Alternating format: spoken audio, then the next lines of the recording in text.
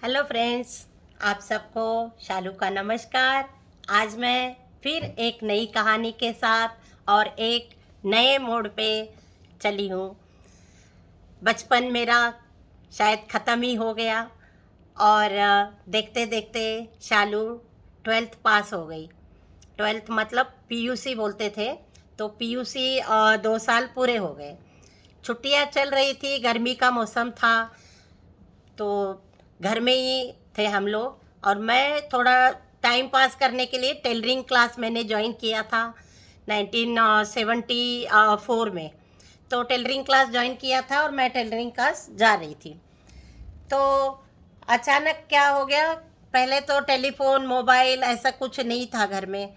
तो अचानक ही दो लोग घर पे आ गए और उन्होंने बोला कि ये एक जो थे उसमें से वो परमेश्वर दोडमनी, वो बेलगाम में रहते थे और वो अपने मामा के साथ हमारे खानापुर में आ गए थे।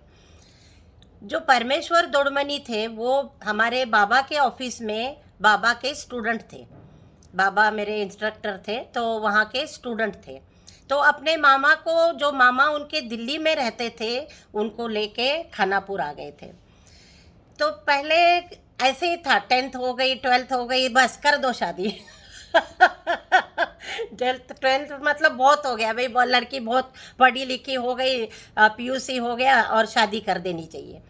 तो अचानक ही वो दोनों आ गए और मैं उन दोनों ने फिर घर में बात की कि हम ऐसे आए हैं करके। तो घर में उनको बिठाया, पानी वानी दिया और फिर उन्होंने बोला कि हम थोड़ा ऐसे ही, मतलब मैं घर में नहीं थी और मेरी शोभा जो थी, शोभा को ही देखने आए थे एक्चुअली। और शोभा जो थी वो नानी के घर में गई हुई थी। रायबाग गांव है, दिगेवाड़ी, तो वहाँ चली गई थी मामा के पास। तो नानी थी मेरी, तो वो वहाँ चली गई। उसके बाद मैं टेलरिंग क्लास गई थी। तो इन दोनों ने आपस में क्या बात की पता नहीं। इनको लगा कि मैं कॉलेज में जाती हूँ बेलगाम में, वहाँ पर मतलब एजुकेशन सारा आगे का सारा बेलगाम में ही होता था। तो इनको लगा कि मैं वहाँ चली गई हूँ। तो इन्होंने सोचा कि हम घर में बोल दिया हम थोड़ा सा ऐसे ही घूम के आ जाएंगे, और दोनों जाके बस स्टैंड पे, रेलवे स्टेशन पे जाके खड़े हो गए। उनको लगा उन्होंने आपस में ही बात की कि वो कॉलेज से आती है ट्रेन से, और जब आएगी यहीं से निकल जाएगी तो हम उसको देख लेंगे। तो वो जाके वहाँ रेलवे स्टेशन में जाके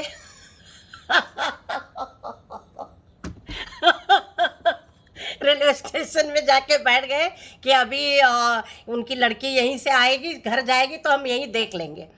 तो बाद में ट्रेन भी आई, मैं भी नहीं आई क्योंकि मैं गई नहीं थी कॉलेज। तो मैं घर में ही, छुट्टियाँ चल रही थी, उनको सब ये दिमाग में नहीं आया। तो बाद में फिर घर आए और फिर बताया कि मतलब तब तक मैं आ गई थी। तो उन्होंने मेरी घर में, गांव में क्या होता है, सब ऐसे फोटोज लगा देते हैं। तो मेरी एक जो कॉलेज में मैंने आपको बताया ना, निकर और ब्लैक निकर और वाइट शर्ट की फ़ोटो मेरी वहाँ लगी हुई थी घर में।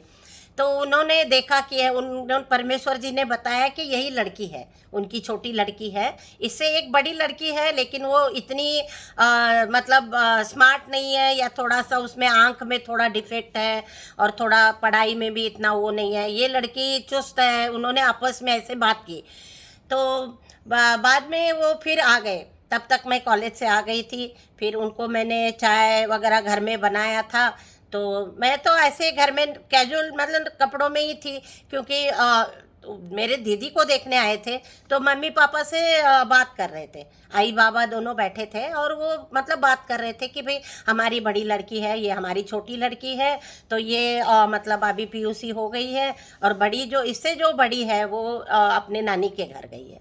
तो बस उन्होंने बैठे थोड़ी देर बात बात की और उन्होंने बोला हमें ऐसे लड़की देखना है। तो बाबा ने बोला वो और 2-4 दिन में हम उसको बुला लेंगे और तब आप आ जाना। तो उन्होंने बोला ठीक है, तो चाय वाय पी के चले गए। उसके बाद फिर 4-5 दिन बीत गए। फिर शोभा को नानी के घर से फिर बुला लिया गया कि भाई आ जाओ, और वो मतलब दिल्ली से आए हैं देखने के लिए। और परमेश्वर जी लेके आए हैं, तो आप मतलब भेज दो। तो शोभा घर पे आ गई। तो ऐसे ही बातचीत हो रही थी, तो एक दिन फिर फिक्स हो गया कि चलो अभी आज के दिन हम मतलब लड़के वाले आएंगे और तैयार हो जाओ। तो उस दिन शोभा अच्छी सुंदर साड़ी ब्लाउज सब अच्छे सुंदर से तैयार हो गई, क्योंकि लड़के वालों ने दिल्ली से आना था और शोभा को देखने के लिए आ रहे थे।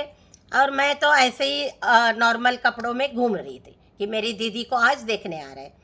तो बस आज की कहानी इतनी ही है, और इसके बाद लड़के वालों के साथ क्या क्या बात हो गई और शादी की क्या बात हो गई, वो मैं फिर आपको अगली कहानी में सुनाऊंगी। बहुत ही इंटरेस्टिंग है, आप सुनते रहिए, एंजॉय करिए और ज़रूर सब्सक्राइब कर दीजिए।